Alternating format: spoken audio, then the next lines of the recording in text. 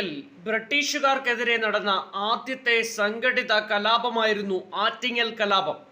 14-ാം നൂറ്റാണ്ടിൽ ഉദയമാർത്താണ്ഡവർമ്മ എന്ന വേണാട് ഭരണാധികാരി മലബാറിലെ കോലത്തിരി രാജാവിന്റെ കുടുംബത്തിൽ നിന്ന് 2 പെൺകുട്ടികളെ ദത്തെടുത്തു. ഇതിൽ മൂത്ത പെൺകുട്ടിക്ക് സമ്മാനമായി നൽകിയ രാജ്യമാണ് ആറ്റിങ്ങൽ.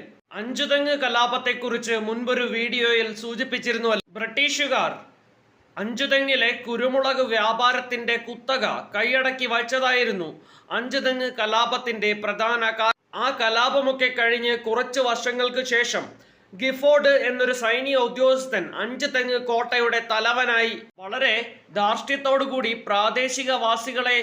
പ്രാദേശിക കച്ചവടക്കാരെയൊക്കെ സമീപിച്ചിരുന്ന വ്യക്തിയായിരുന്നു ഗിഫോർഡ്. ഒരിക്കൽ അഞ്ചുതെങ്ങ് കോട്ടയിൽ വച്ച് പ്രദേശത്തെ കർഷക പ്രമാണിമാർക്കും കച്ചവടക്കാർക്കും ഒരു ഈസ്റ്റർ വിരുന്ന് നൽകപ്പെട്ടു.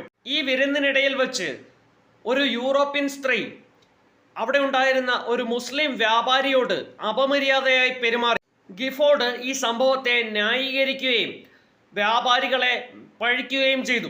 സംഭവത്തെക്കുറിച്ച് ആറ്റിങ്ങൽ റാണിയോട് പരാതിപ്പെട്ടിട്ട് യാതൊരു കാര്യവുമില്ല എന്ന് മനസ്സിലായ വ്യാപാരികൾ മാടമ്പിമാരുടെ സഹായം അഭ്യർത്ഥിച്ചു. മാടമ്പിമാർ ഗിഫോർഡിനെ കണ്ട് ശക്തമായി താക്കീത് നൽകുകയും ഇനി മേലാൽ ആറ്റിങ്ങൽ റാണിയെ നേരിട്ട് പോയി കാണരുതെന്നും ആറ്റിങ്ങൽ റാണിയെ കാണണമെങ്കിൽ അത് തങ്ങളുടെ മധ്യസ്ഥതയിലാവണമെന്ന് ശഠിക്കുകയും ചെയ്തു.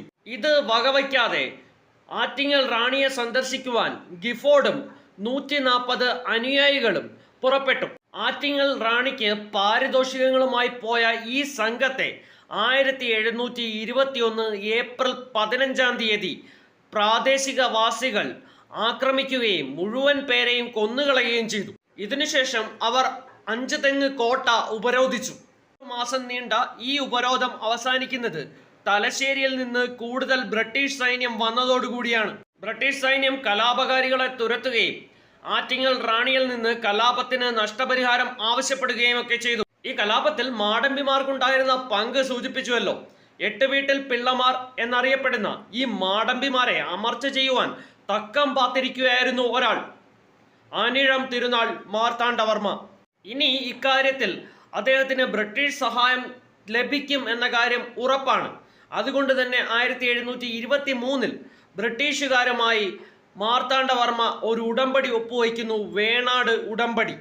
1729-ൽ അനിഴം തിരുനാൾ മാർത്താണ്ഡവർമ്മ ആധുനിക തിരുവിതാംകൂർ സ്ഥാപിച്ചു. തുടർന്ന് 1730-ൽ ആറ്റിങ്ങലിനെ തിരുവിതാംകൂറിനോട് ലയിപ്പിച്ചു.